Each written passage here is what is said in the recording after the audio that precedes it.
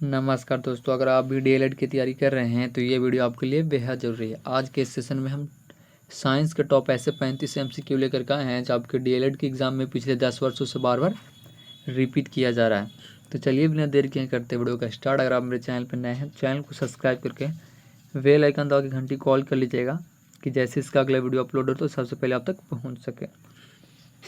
तो आज का जो हमारा पहला प्रश्न है कि पानी का रासायनिक सूत्र क्या होता है। पानी का जो रासायनिक सूत्र होता है वो क्या होता है, तो आपको हम बता दें कि पानी का जो रासायनिक सूत्र होता है दोस्त, वो आपके यहाँ पे H2O होता है। क्या होता है? H2O होता है, जो आप यहाँ पे दूसरा ऑप्शन है दोस्त देख सकते हैं। क्या होता है? H2O होता है, जो आपके यहाँ पे पानी का रासायनिक सूत्र हो जाएगा। फिर यहाँ पे प्रश्न है कि मनुष्य के शरीर में रक्त का शुद्धिकरण कार्य कौन करता है। जो मानव का शरीर होता है दोस्त, उसमें जो रक्त होता है, उस रक्त को शुद्धिकरण करने वाला कौन होता है, उस कार्य को कौन करता है, ये यहाँ पे प्रश्न पूछ रहा है। तो आपको हम बता दें कि रक्त को जो शुद्धिकरण करता है वो आपके यहाँ पे करता है गुर्दा। कौन करता है? गुर्दा, यानी आपके यहाँ पे किडनी करता है। कौन करता है? किडनी करता है। कौन करता है? किडनी करता है। इस बात को यहाँ पे दोस्त आप लोग याद रखिएगा। बी आंसर आपके यहाँ पे सही हो जाएगा। फिर यहाँ पे प्रश्न है कि विटामिन डी की कमी से कौन सा रोग होता है। विटामिन डी की कमी से कौन सा रोग होता है, तो आपको हम बता दें कि विटामिन डी की कमी से जो रोग होता है दोस्त, वो आपको यहाँ पे रिकेटस हो जाएगा। क्या हो जाएगा? रिकेटस। रिकेटस एक रोग का नाम है जो विटामिन डी की कमी से मानव के शरीर में जो है कि हो जाता है, जो आप यहाँ पे दूसरा ऑप्शन है दोस्त देख सकते हैं। फिर यहाँ पे अगला प्रश्न है कि पेनिसिलिन की खोज किसने की थी। पेनिसिलिन की जो खोज की थी वो किसने किया था, तो आपको हम बता दें कि पेनिसिलिन की जो खोज किए थे वो आपके अलेक्जेंडर फ्लेमिंग थे। कौन थे? अलेक्जेंडर फ्लेमिंग, जो आप दोस्त पहला ऑप्शन में अलेक्जेंडर फ्लेमिंग आप देख सकते हैं। फिर यहाँ पे प्रश्न है कि प्रकाश का सबसे अधिक प्रवर्तन किस रंग का होता है। प्रकाश का सबसे अधिक प्रवर्तन जो होता है वो किस रंग का होता है, तो आपको हम बता दें प्रकाश का जो सबसे अधिक प्रवर्तन होता है वो आपको यहाँ पे बैगनी रंग का होता है। कैसा? बैगनी रंग का होता है, जो आपको यहाँ पे करेक्ट आंसर डी हो जाएगा दोस्त। फिर यहाँ पे अगला प्रश्न है कि पृथ्वी पर ऋतुओं का कारण क्या है। पृथ्वी पर ऋतुओं का जो कारण होता है वो आपको हम बता दें कि पृथ्वी पर ऋतुओं का जो कारण होता है दोस्त, वो आपको यहाँ पे पृथ्वी की दूरी का झुकाव। क्या? पृथ्वी की दूरी का झुकाव हो जाएगा, जो आप यहाँ पे दूसरा ऑप्शन दोस्त देख सकते हैं। क्या?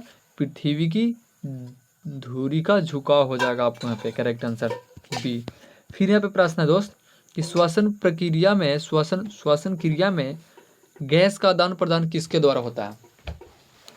श्वसन क्रिया में जो गैस की आदान प्रदान होती है वो किसके द्वारा होती है, यहाँ पे प्रश्न पूछ रहा है। तो आपको हम बता दें कि श्वसन क्रिया में जो गैस के आदान प्रदान होती है वो आप यहाँ पे फेफड़े के द्वारा होती है। किसके द्वारा?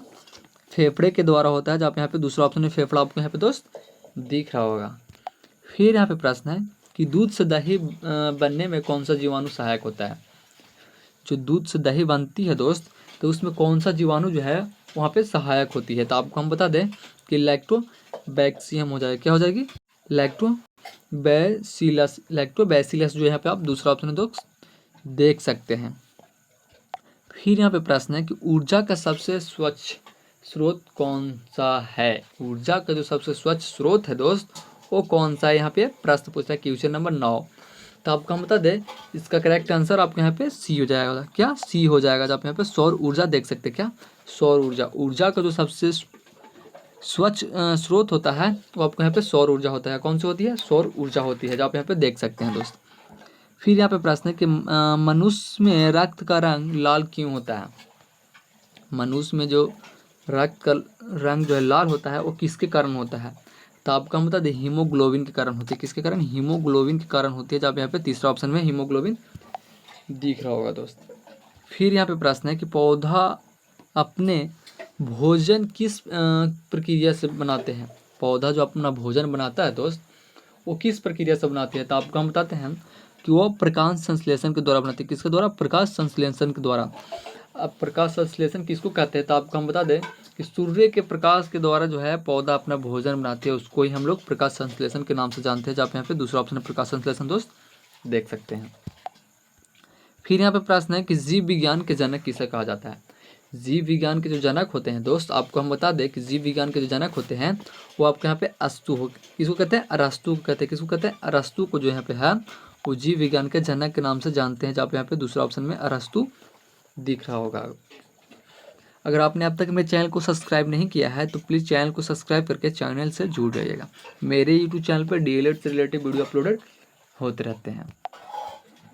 फिर यहाँ पे प्रश्न है कि कौन सा विटामिन रक्त का थक्का जमाने में सहायक है। कौन सा विटामिन जो है वो रक्त को थक्का जमाने में सहायक है, तो आपको हम बता दें इसका करेक्ट आंसर आपको यहाँ पे सी हो जाएगा। विटामिन के जो होती है दोस्त वो यहाँ पे रक्त को थक्का बनाने में सहायक होती है। क्या होती है, रक्त को थक्का बनाने में सहायक होती है। इस बात को यहाँ पे थोड़ा याद रखिएगा। ऐसा प्रश्न है आपके डीएलएड के एग्जाम में आ सकता है। यह प्रश्न पूछा हुआ भी प्रश्न है आपके डीएलएड के एग्जाम में। फिर प्रश्न है कि सबसे हल्की धातु कौन सी है। सबसे हल्का धातु जो होता है वो कौन सी है, तो आपको बता दें सबसे हल्की धातु आपको यहाँ पे लिथियम हो जाएगा। क्या हो जाएगा, लिथियम हो जाएगा, जहाँ पे यहाँ पे तीसरा ऑप्शन में लिथियम दिख रहा होगा दोस्त। फिर यहाँ पे प्रश्न है ओजोन परत हमें किससे बचाती है। ओजोन परत जो होती है वो किससे बचाती है, यहाँ पे यह प्रश्न पूछ रहा है। तो ओजोन परत जो है हमें परावैंगनिक किरणों से बचाती है। किससे, परावैंगनिक किरणों से, जहाँ पे यहाँ पे दूसरा ऑप्शन है परावैंगनिक किरणों दोस्त देख पा रहे होंगे। दूसरा ऑप्शन में आपको यहाँ पे परावैंगनिक किरणों दिख रही होगी। परावैंगनिक किरणों से जो है हमें यहाँ पे ओजोन परत बचाती है, समझे कि नहीं। फिर यहाँ पे प्रश्न है कि पेट में भोजन पचाने में कौन सा अम्ल सहायक होता है। बिल्कुल ही मोस्ट इंपॉर्टेंट क्वेश्चन है दोस्त, और ये प्रश्न आपके डीएलएड के एग्जाम में पूछा हुआ प्रश्न है कि पेट में भोजन पचाने की जो अम्ल होती है वो कौन सी अम्ल सहायक होती है। तो आपको हम बता दें पेट में भोजन पचाने की अम्ल जो सहायक करती है वो आपको यहाँ पे हाइड्रोक्लोरिक अम्ल हो जाएगा। कौन सा, हाइड्रोक्लोरिक अम्ल हो जाएगा, जहाँ पे तीसरा ऑप्शन है दोस्त हाइड्रोक्लोरिक अम्ल आपको दिख रहा होगा। फिर यहाँ पे प्रश्न है कि मानव शरीर की सबसे छोटी अस्थि कौन सी है। ये तो बिल्कुल ही नॉर्मल क्वेश्चन है, बट ये क्वेश्चन भी एक बार रिपीट किया गया था आपके डीएलएड के एग्जाम में कि मानव शरीर की सबसे छोटी अस्थि जो होती है वो कौन सी होती है। तो इसका आंसर हम चाहते हैं कि आप लोग इसका आंसर जो है वो कमेंट में बताइए।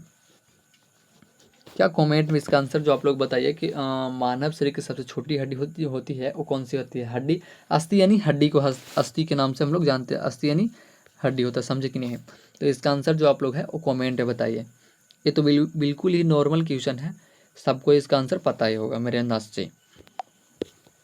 फिर यहाँ पे प्रश्न है कि वह प्रक्रिया क्या कहलाती है जिसमें ठोस सीधे गैस में बदल जाता है। क्या, वह प्रक्रिया क्या कहलाती है जिसमें ठोस होती है वो सीधे गैस में बदल जाती है। वह प्रक्रिया क्या कहलाती है जिसमें ठोस सीधे गैस में बदल जाती है। तो आपको हम बता दें इसका करेक्ट आंसर जो है आपको यहाँ पे वो सी हो जाएगा। क्या, ऊर्ध्वपातन। क्या, ऊर्ध्वपातन हो जाएगा, जब यहाँ पे तीसरा ऑप्शन दोस्त देख सकते हैं।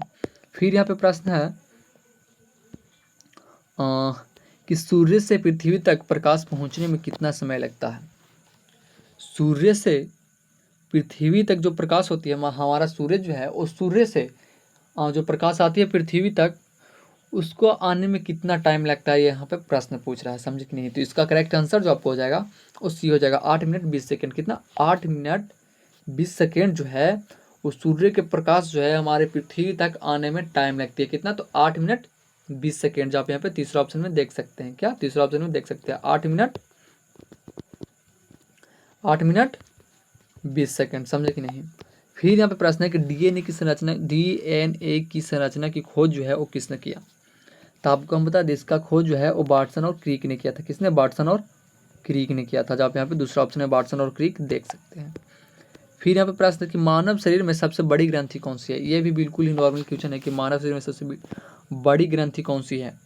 मानव शरीर में सबसे बड़ी ग्रंथि जो होती है वो आपको यहाँ पे लीवर होती है। क्या, लीवर होती है, जहाँ पे यहाँ पे पहला ऑप्शन में लीवर देख सकते हैं, जिसको हम लोग यहाँ पे यकृत के नाम से भी जानते हैं दोस्त, समझे कि नहीं।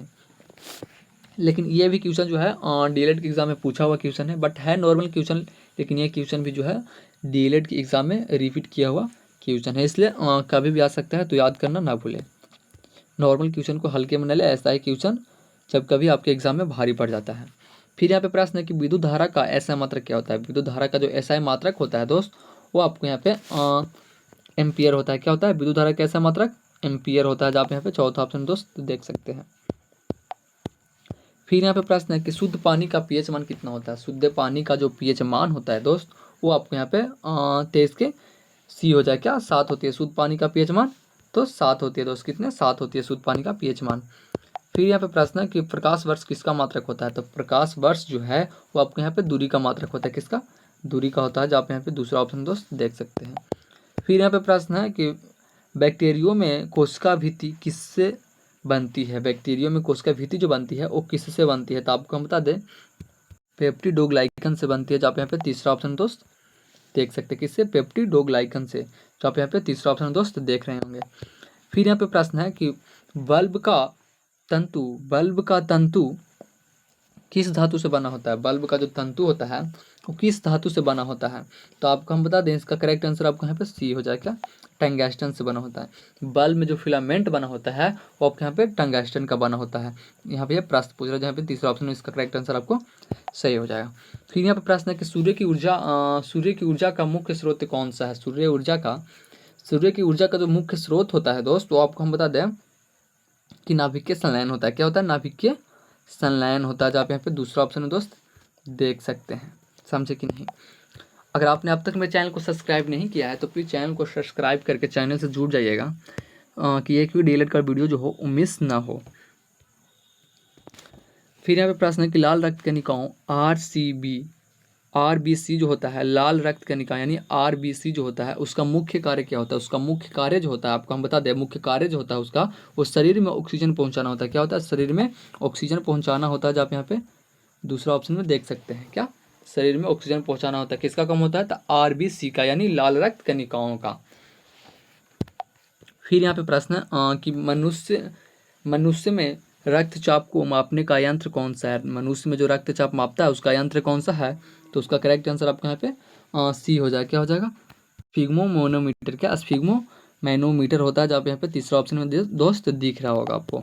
फिर यहाँ पे प्रश्न है कि चंद्रमा पर वायुमंडल नहीं है क्योंकि, चंद्रमा पर वायुमंडल नहीं है क्योंकि, तो इसका करेक्ट आंसर जो आपको हो जाएगा यहाँ पे आपको बी हो जाएगा, उसका गुरुत्वाकर्षण बल बहुत कम है। किस लिए, चंद्रमा पर वायुमंडल की उपस्थिति नहीं है, किस लिए कि उसका जो गुरुत्वाकर्षण बल होता है बहुत कम होता है। क्या होता है, बहुत कम होता है, इसके कारण चंद्रमा पर वायुमंडल उपस्थित नहीं है, इसलिए आपको यहाँ पे करेक्ट आंसर बी हो जाएगा। फिर यहाँ पे प्रश्न है कि मानव हृदय में कितने कक्ष होते हैं, मानव हृदय में जो कक्ष होते हैं वो कितने कक्ष होते हैं, तो मानव हृदय में कुल टोटल यहाँ पे आपको 4 कक्ष होते हैं। कितने, 4 होते हैं, जहाँ पे यहाँ पे तीसरा ऑप्शन में 4 दिख रहा होगा आपको। फिर यहाँ पे प्रश्न है कि पादपों में जल का परिवहन किसके द्वारा होता है, पादपों में जो जल का परिवहन होता है दोस्त वो किसके द्वारा होता है, तो आपको हम बता दें पादपों में जो जल का परिवहन होता है वो आपको यहाँ पे जाइलम के द्वारा होता है। किसके द्वारा, जाइलम के द्वारा होता है, जहाँ पे यहाँ पे दूसरा ऑप्शन दोस्त देख सकते हैं। फिर यहाँ पे प्रश्न है कि कौन सी धातु तरल अवस्था में पाई जाती है, कौन सी धातु जो है वो तरल अवस्था में पाई जाती है, तो आपको हम बता दें तरल अवस्था में जो धातु पाई जाती है वो आपके यहाँ पे मरकरी होती है। क्या होती है, मरकरी होती है, जिसको हम लोग पारा के भी नाम से जानते हैं। किस नाम से, जिसको हम लोग पारा के नाम से भी जानते हैं। जो थर्मामीटर में पारा का उपयोग होता है, किसमें, थर्मामीटर में पारा का उपयोग जो है वो किया जाता है और फीवर को नापने के लिए जो थर्मामीटर बनती है उसमें। फिर यहाँ पे प्रश्न है कि लार में कौन सा एंजाइम पाया जाता है, लार में जो एंजाइम पाया जाता है वो आपको यहाँ पे अमाइलेज होता है। क्या होता है, अमाइलेज होता है, जो आप यहाँ पे पहला ऑप्शन में देख सकते हैं। फिर यहाँ पे प्रश्न है कि विश्व पर्यावरण दिवस कब मनाया जाता है, विश्व पर्यावरण दिवस जो है वो कब मनाया जाता है, तो इसका आंसर हम चाहते हैं कि आप लोग इसका आंसर जो है वो कमेंट सेक्शन में बताइए कि पर्यावरण दिवस जो है वो कब मनाया जाता है। बिल्कुल ही नॉर्मल क्वेश्चन है, अगर आप डीएलएड की तैयारी कर रहे हैं तो ऐसा क्वेश्चन तो आपके लिए कुछ होगा ही नहीं, तो प्लीज़ इसका आंसर आप लोग कमेंट बताइए। ठीक है, फिर मिलता है अगले वीडियो के साथ, तब तक के लिए जय हिंद जय भारत।